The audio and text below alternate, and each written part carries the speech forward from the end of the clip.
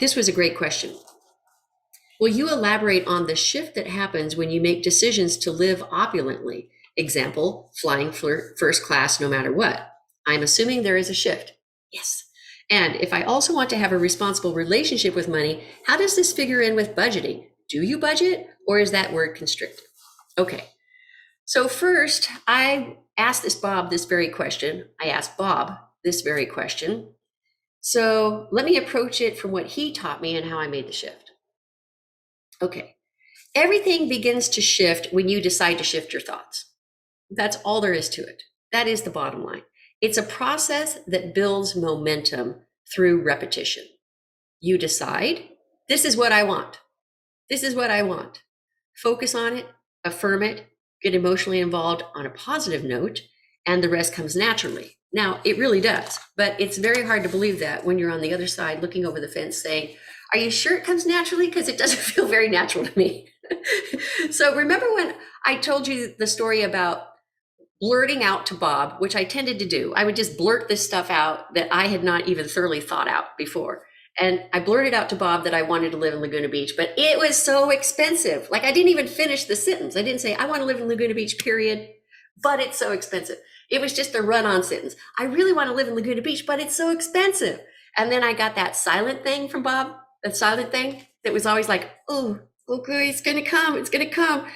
So what he actually, and I have to remind you that Laguna Beach is not an inexpensive place. I mean, it wasn't just about rent. Everything here is more expensive because they know that we'll deal with it. I mean, gas is over $5 a gallon. And I see stories every now and then where people are horrified that gas could go up to $4.50 somewhere in the world. And I think, okay, we're way past that. Are we far away from the gas fields? Are we far away from all the people who truck gas to us? No. I mean, we got the ships right in front of us that are going into LA. They're right in front of me in the ocean. But, they know that we can handle it. You can't go out and get a dinner for $18, $22, cocktails are $16 a piece, I mean, it's expensive to live here.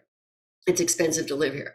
And I actually was looking it up for cost of living, and Laguna Beach. So they measure cost of living at 100 points as the average across the United States. And Laguna Beach is at 349.80. So you've got 100 and Laguna is at 349.80. San Francisco isn't even that high. Everyone complains and moans about San Francisco being so high. San Francisco's down in the 200s. It's super cheap to live in compared to Laguna Beach. Now, I will give kudos to Magdalena, who lives in Beverly Hills, because that is one of the most expensive places in the state, which includes the entire country, at $564.30. So go Magdalena, you rock. So anyway, I was like, it's so expensive. And I got sort of that silence from him. And then he said in his usual dry way, well, where do you think you can live that you can afford? And I thought, okay, that just walked me right into a little corner. So rather than budget your money so you can pay your bills, why don't you think about adjusting your thinking to make more money to afford the lifestyle you want? That's always what he told me. He was like, Diane, just move there and make more money. Just move there and make more money. I mean, it's that, do it. This is that easy. And I'd be like, oh, okay, I'll do it. And you know what? I did. I moved in. I started at a place that was like, I don't know, $2,000 a month. And it's like a frog in water, and the rent keeps going up. The rent keeps going up. The purchases keep getting, and and you know what? It doesn't matter. Even when everything fell apart in 2009 and I lost all of my money and all of my real estate investments, I would not leave the place that I was staying in. I was not going to leave Laguna Beach, because if you leave Laguna Beach with your tail between your legs, you never get back into Laguna Beach. And I am not going to, I love this place. If I ever leave Laguna Beach, I'm going to go to a place that I want even more than Laguna Beach. So he would always say that. He would say, rather than budget down to the lifestyle you think you can afford, why don't you decide the lifestyle you want and make money to match that? I know that sounds easy. So oddly enough, so I'm not suggesting that you be careless with money. Like the person who wrote this in said, thinking of going to Israel, first class tickets are $10,000 a piece, coach is $1,000 a piece. All right. I get that. You're like, ooh, okay, I'm looking at that.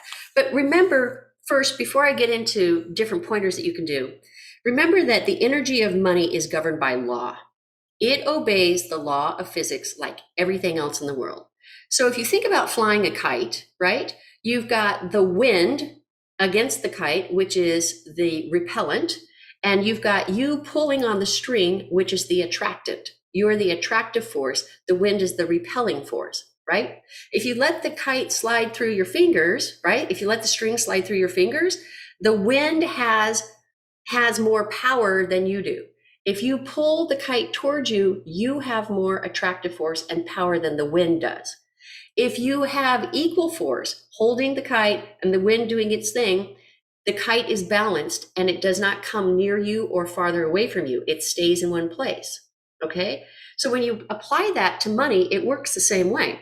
So think about, there are basically three scenarios. So if you want to have an attractive force to money, and you're making your affirmations, and you're doing your vision boards, and you're doing your visualizations, and you're doing all this, and then you've got this repellent thing going on, like, the debts, right? I can't really get credit cards anymore.